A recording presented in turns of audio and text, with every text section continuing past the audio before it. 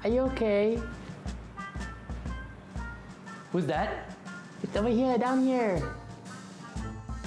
Hi, I'm Dusty. Just want to introduce myself. I'm new in the neighborhood. Neighborhood? Yeah, for my kind. What? Look, don't mean to be mean, but you need to go. You're making me sick. Are you sure? Yeah. Okay. Sorry then. I just thought, this is a dust-friendly place. What? Hi. Hello. Kita dah makan sih. Guys, you need to go. Shoo, get out of here. Hey, I thought we were friends. Boo. Yeah, bro. Patut. Hanya sebab kita feeling sick. That's it. I'm opening the window. You all need to get out.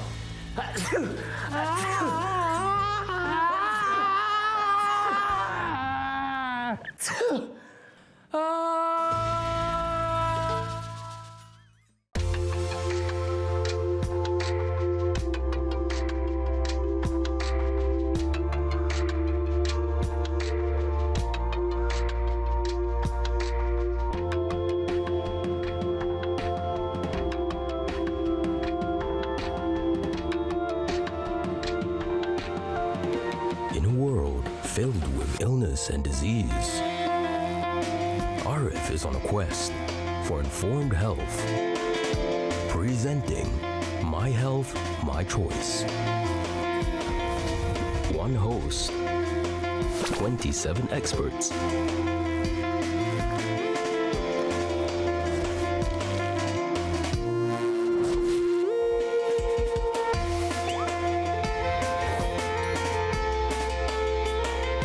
All about health issues in Sarawak. How am I supposed to know all this? How dare you say like that to an older lady? You simok lah. You okay? Hey. Lomba bis.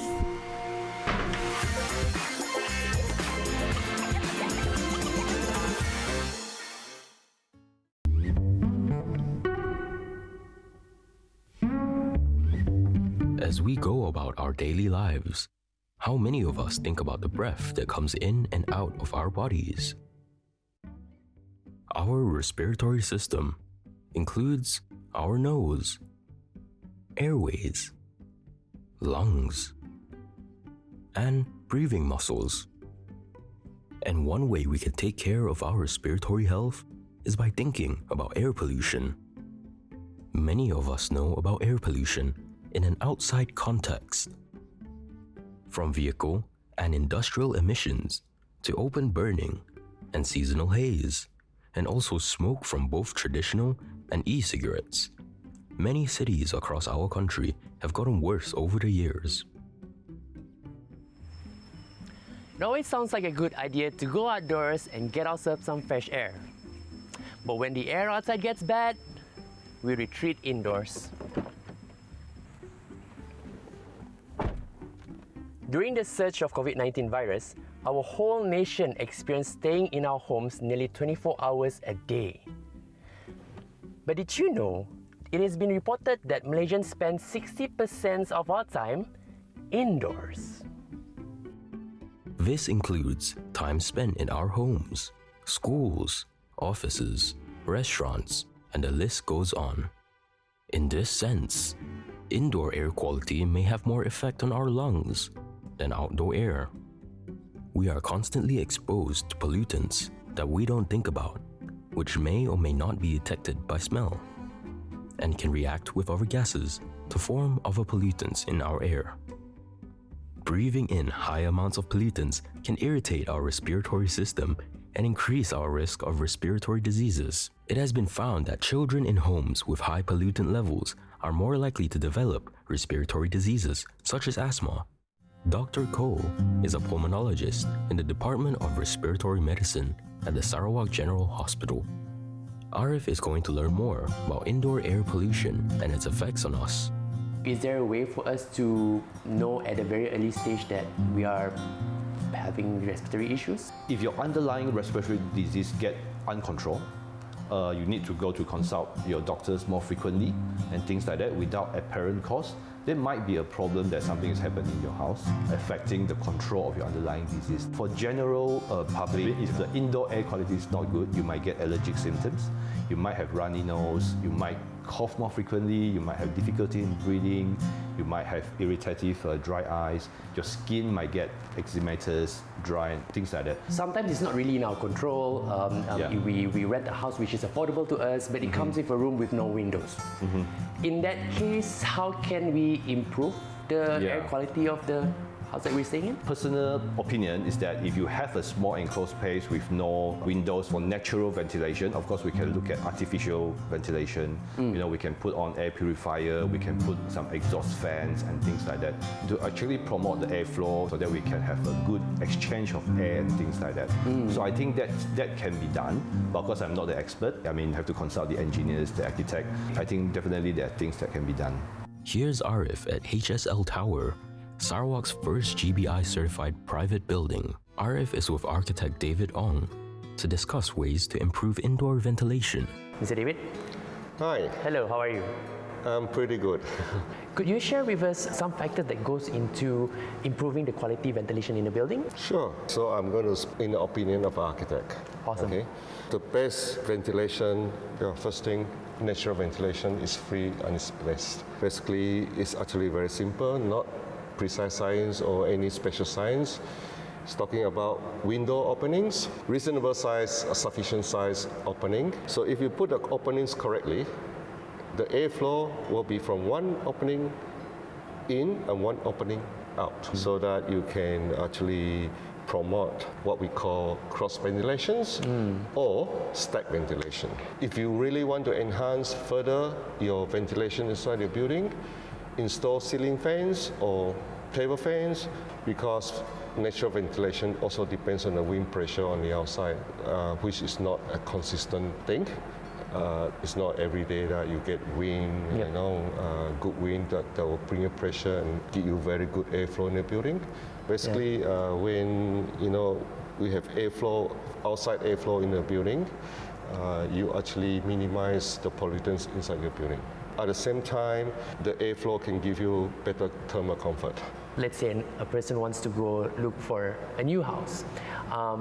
He will be looking at ventilation. So does that mean he has to look at one end there's a window, the other end there's another window? Yep, it all depends. In theory, yes, ideally it's on opposite walls. But not all rooms or spaces inside a building can be like that, because there are some limitations to design. What are your thoughts on ventilation system in modern buildings? So for modern terrace house, I think there are so many ways to do it. Sometimes, by way of just opening your bedroom doors and let it flush through your windows on the upper level. There are also systems which is non-energized.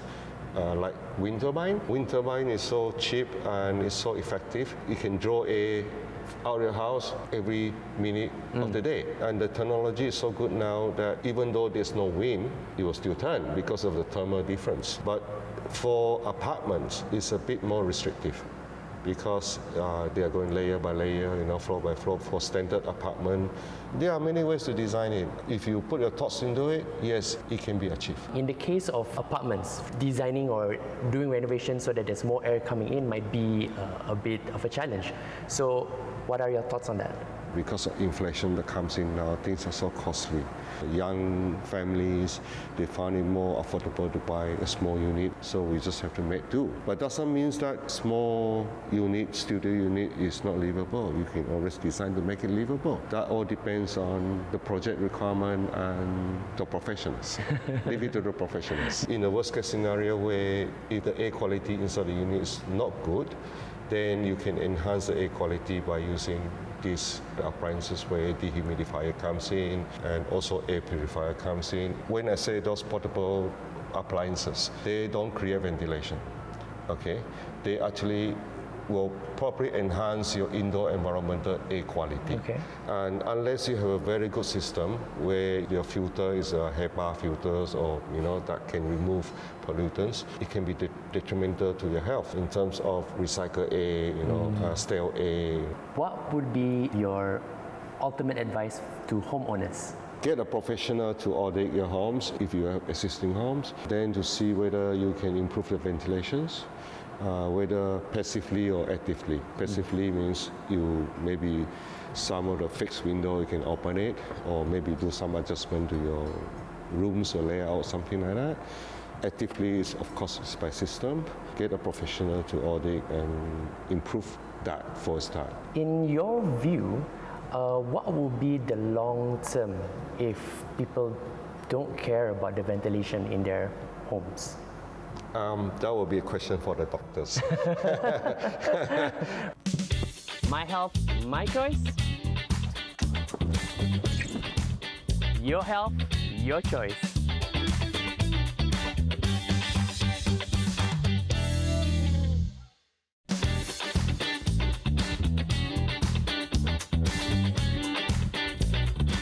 My health, my choice. Your health, your choice.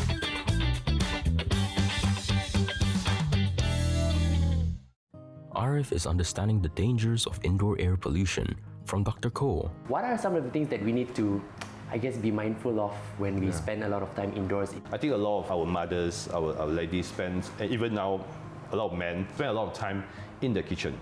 So if you can imagine in an enclosed space when you don't have proper ventilation in the kitchen, the cooking fumes and all these things can be very significant. Long-term exposure, I think it can definitely cause a lot of harm to our lungs and respiratory health. Back in maybe 30, 40 years, when our housewives have been cooking on wood fire, in Sarawak there's no gas stove and things like that, so they are cooking 3 meals a day, burning woods and things like that. And now in our clinics, we are seeing all these ladies come in with a lot of respiratory illness.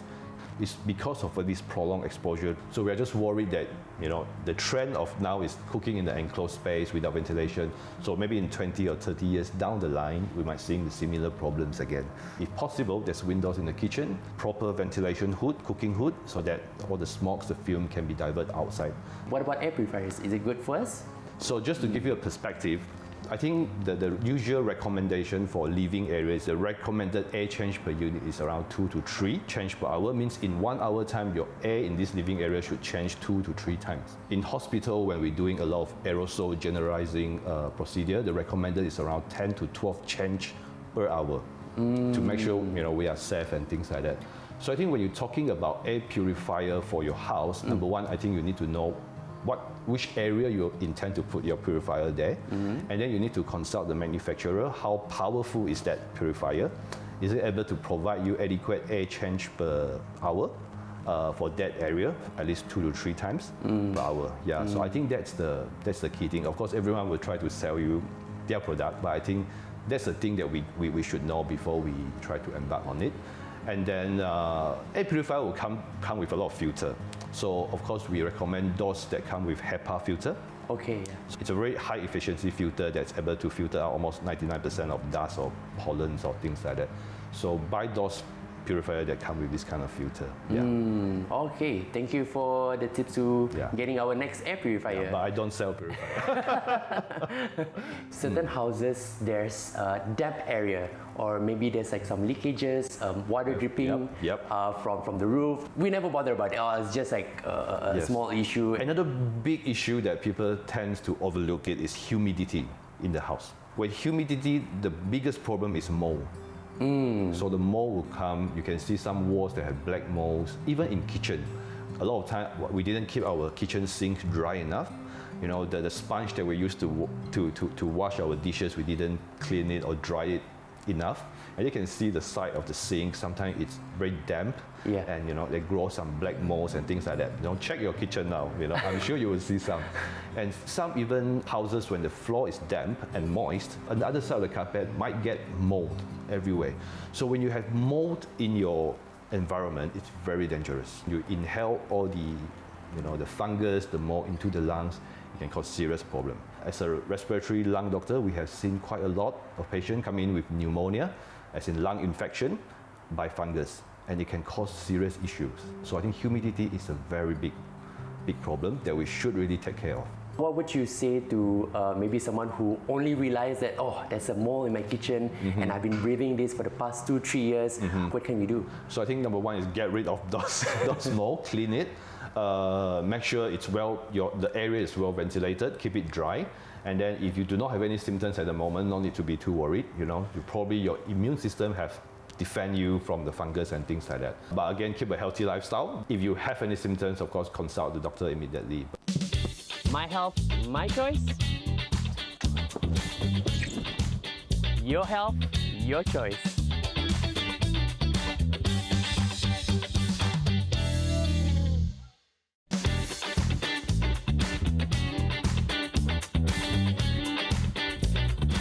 My health, my choice. Your health, your choice.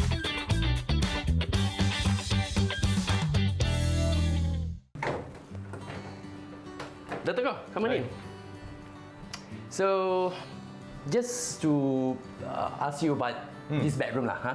Ever since the pandemic, right? I mean, even before the pandemic itself, we spend quite a significant amount of time indoors. What would be some air pollutants that we need to be careful of?